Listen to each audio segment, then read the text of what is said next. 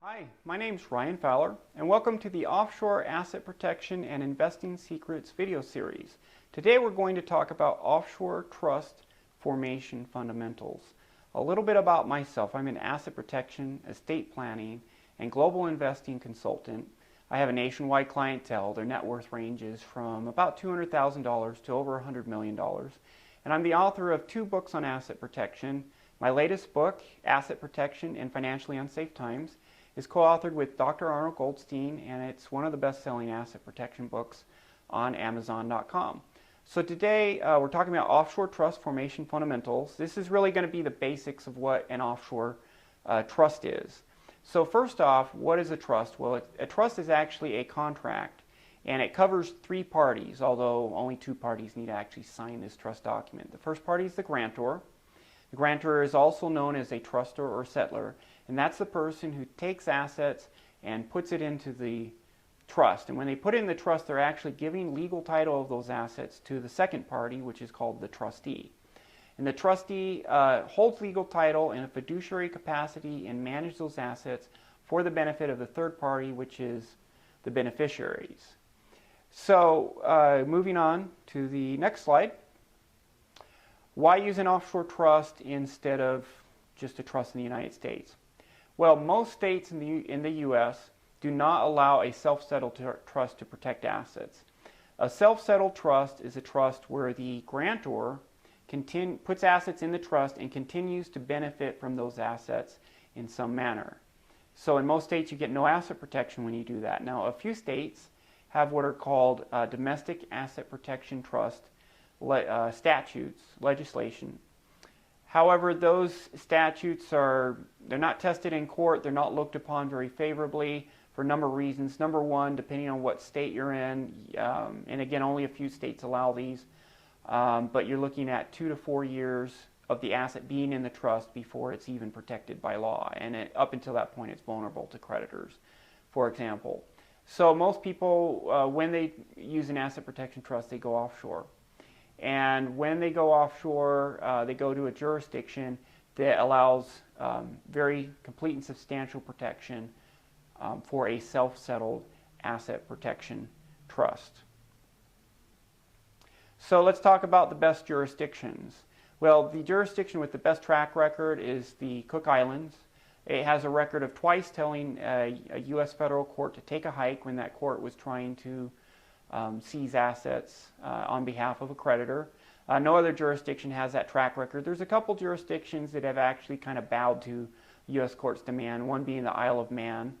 So definitely stay away from the Isle of Man. Some other jurisdictions, though, are Nevis, which their Trust Act is modeled after the Cook Islands Act. The Cayman Islands is pretty good too. Belize is not horrible, but their law actually is too anti-creditor and too in-your-face to the point where it probably just make a U.S. judge mad. It's so anti-creditor. Panama, there can sometimes be a language barrier there. Western Samoa, not bad, but again, their trust statutes are not nearly as well developed as the Cook Islands. And again, you have the problem with Panama, and some people there speak English, some don't that well, and that's been a problem based on my experience. So I stay away from Panama. So about the trustee, the trustee is taking legal title and has power of your assets. And in another video, I talk about if you retain too much control, then that can actually weaken your offshore trust if you make yourself a co-trustee, or you have the power to replace a trustee, for example. But you don't want to trust just anyone as the trustee.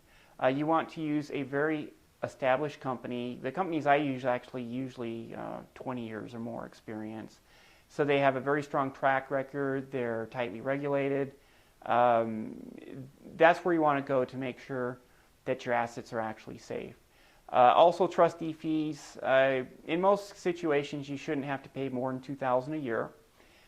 If you're under duress and the trustee has to do a lot of work for you, like he's paying your bills because you don't have money onshore to pay those, and a creditor's trying, to grab everything onshore, then it's going to be more. But when the seas are calm, about $2,000 a year or so is reasonable. More than that is getting kind of pricey.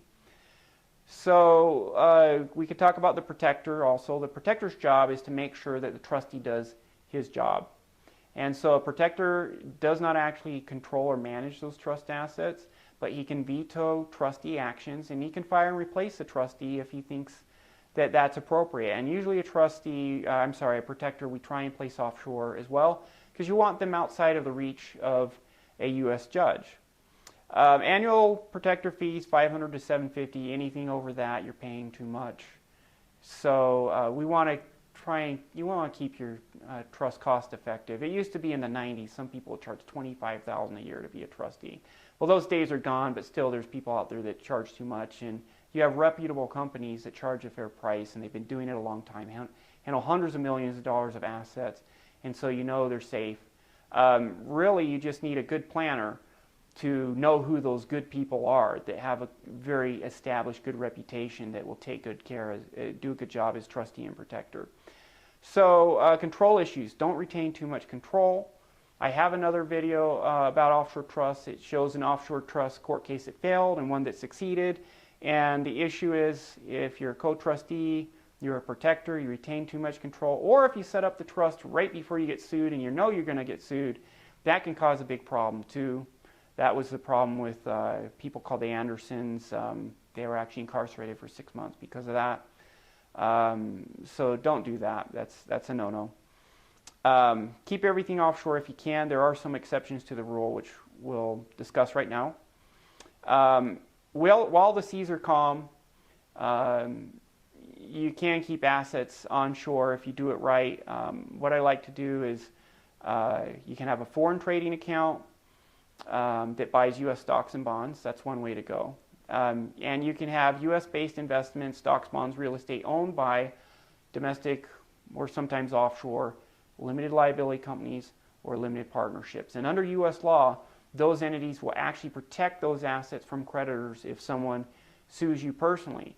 The reason we go offshore is a judge can always decide to disregard that the limited liability that LLCs and limited partnerships normally give you, and try and get those assets anyway. So if you're in a really big emergency scenario, you have this offshore trust own almost all of the LLCs or LPs that own your U.S.-based assets.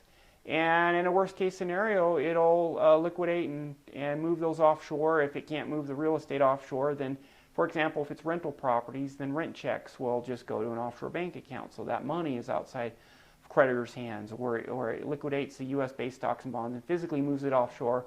You only have to do that when, in a worst-case scenario. And in the meantime, you're usually okay doing things this way, although the absolute best-case scenario is just to have it offshore from the start. But this is still very strong. Also, you can control the LLCs and LP limited partnerships, which means you have control unless you're in an emergency situation. And of course, that way you don't have to give too much control to the trustees while the seas are calm. So let's talk about your home. It's not good to put your home in an offshore trust. The reason is that LLC limited partner strategy I told you, well, those are business entities. There's court cases that say, there's one called Henry Turner. It's a 2005 Northern District of California bankruptcy case if you want to look it up. And the judge says business entities should not own strictly personal assets. If you do, we'll just ignore the business entities, grab the assets. So that approach with the LLC that owns a home, then the LLC is owned by the trust, it doesn't work. And if you have a strictly personal asset owned by the offshore trust, and if you're sued domestically, the creditor is domestic and the asset's domestic, then it could be a problem. There's actually a case called Higashi versus Brown, and they used an offshore trust to own this home in the U.S., and it didn't work. So instead I used something called a non-qualified personal residence trust. It's a domestic trust. It actually protects your home by law. And so I discussed that in another video. But don't have your offshore trust own your home. It usually will not work. So that's it for now. I hope this has been helpful, and we'll see you in the next video. So if you found this inside information helpful, be sure to get the complimentary ebook version of Asset Protection in Financially Unsafe Times, and also get the free video tip series emailed to your inbox. And also find out for a limited time only how you can have a 20-minute consultation with me so I can answer your questions and discuss solutions for your specific situation. You get all this for free. Just go to www.offshoreassetprotectioninformation.com and sign up. I'll see you there.